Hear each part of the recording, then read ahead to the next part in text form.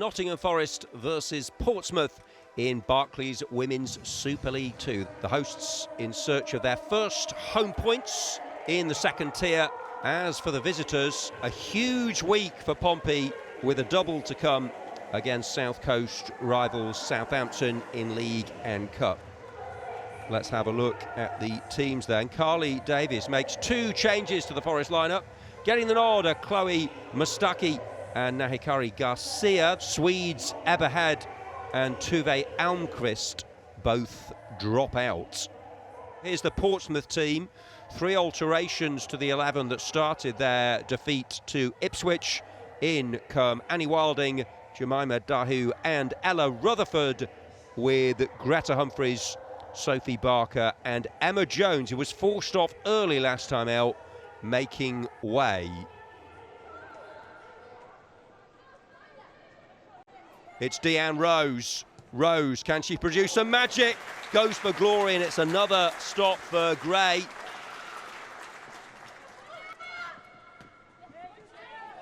Was there a foul there by Green? There was on Hornby, looking to slip away from the Nottingham Forest defender.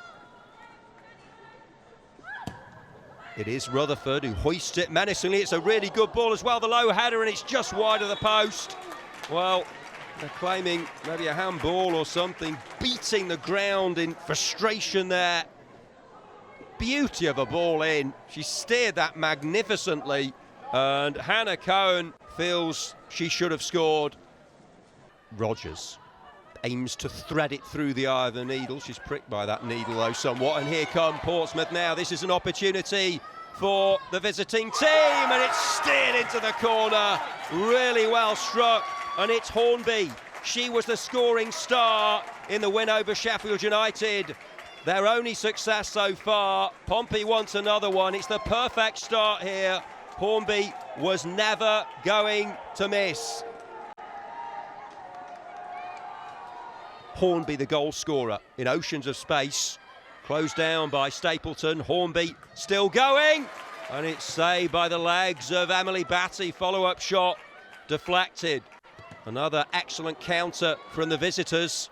Hornby has already scored once, and she wasn't far from doubling her tally for the afternoon.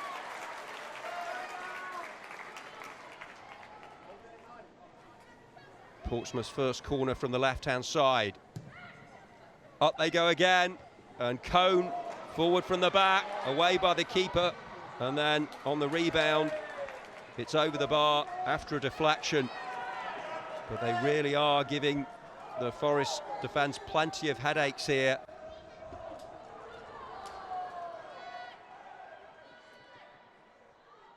Garcia, back to goal. Felt she should have got the decision there as the shot was driven in. Garcia's persistence and trickery won the free kick. Is it going to be the left of Mustaki or the right of the skipper? It is Green. Will it end up in the back of the net? No. The save was made by Gray. It just escaped her grasp, but no effort on the follow-up.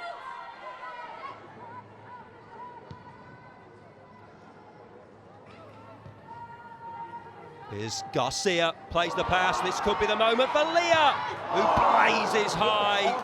That's a decent opportunity for the home team. Leah hoping to find the back of the net there. It was an immaculately threaded ball by the gifted Garcia.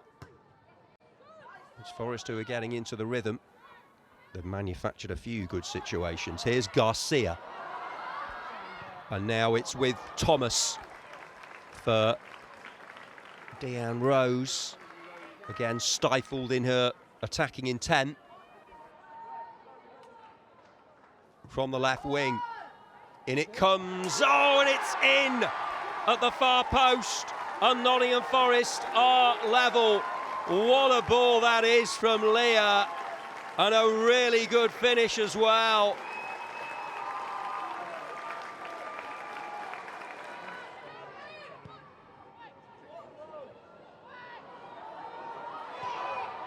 And now Rogers takes up the play.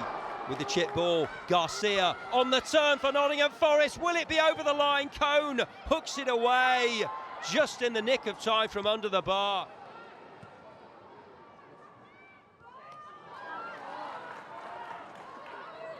Boye-Hlorkah from range. She's going to go for glory. Oh, what a strike! And Nottingham Forest take the lead. That is absolutely outrageous. They've come from behind in the second WSL2 game running.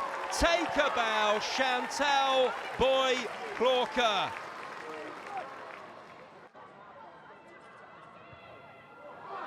And they might get another one here. Out comes the keeper, can't get there. Glorious chance now for Nottingham Forest to make it 3, and that's exactly what they've done. Amy Claypole, the substitute, secures a first home league win of the season.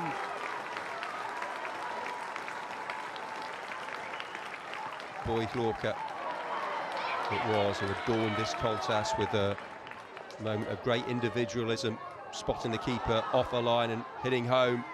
Can they get a fourth just to put the cherry on top of the icing, on top of the cake? They can. It's another long ranger. Absolutely staggering stuff. It's 4 for Nottingham Forest. They have just oozed quality in this second period. They've been unstoppable.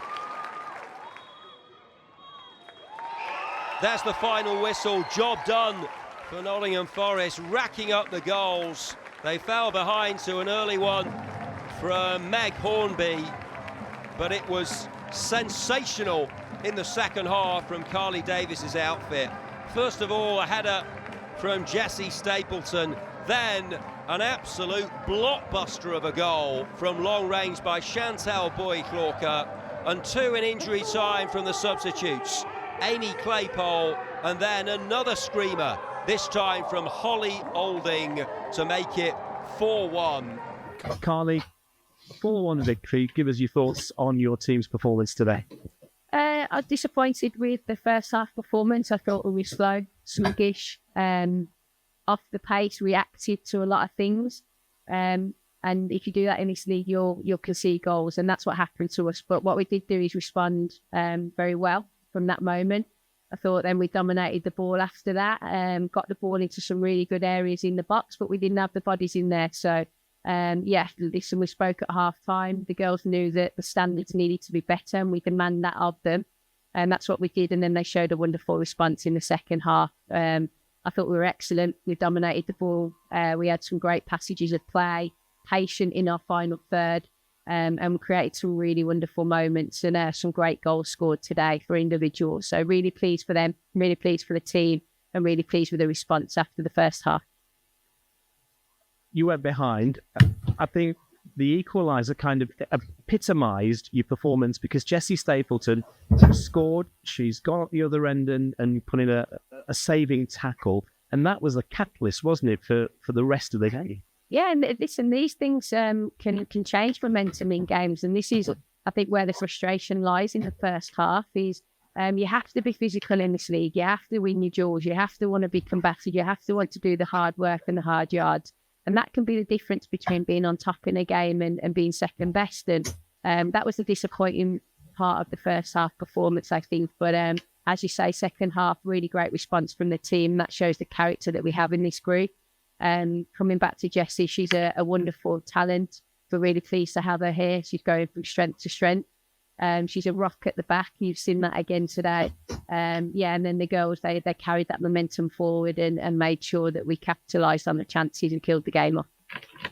When we look back at the highlights, the 2 goals that will stand now, Chantal Boye-Hlorkah, just spoken to her. She said she scored one similar last season. And then obviously Holly at the end. 2 fantastic strikes, weren't they? Yeah, look, we want to encourage the team to take those opportunities if they come. I think we are a team that have created or shot from the most outside of the 18-yard box, so you can see why. But a lot of teams collapse into low blocks, so sometimes we've got to find a different way to break a deadlock, and you've seen that from those 2 today. But I'm also really pleased for Amy. Amy's been brilliant in training. She's had to be patient to get opportunities. And she's come on today, and what great composure to carry the ball the way that she did, and then get her goal as well. So I'm really delighted for her. Delighted for Holly as well, coming off the bench. So it's 2 finishers there that have come and contributed to the scoreline. And obviously Shani has that capability anyway. So a wonderful finish from her. But overall, I'm just really pleased with the second half performance, the reaction from the players, and the 3 points. And just finally, move on to the next one. Obviously, a trip to Durham, another tough one to prepare for. Yeah, very difficult place to go, Durham. I think it's one of the games of the season that any team dread going. It's a difficult place to go. The weather, the pitch, AstroTurf, the way Durham play at their home ground. It's definitely going to be a different type of challenge for us, I think. We're not going to have it all our own way. We have to find a different way to compose ourselves and inflict ourselves on the game and the opposition. So we'll definitely be doing the work on that this week in prep for that fixture. But what we will do is certainly take the momentum from the last sort of 10 days. We've had some really positive results, created a lot of chances, scored some very good goals. Now what we need to do is limit the opposition on our goal and make sure that we're really difficult to break down when we go to Durham. Congratulations. Enjoy today.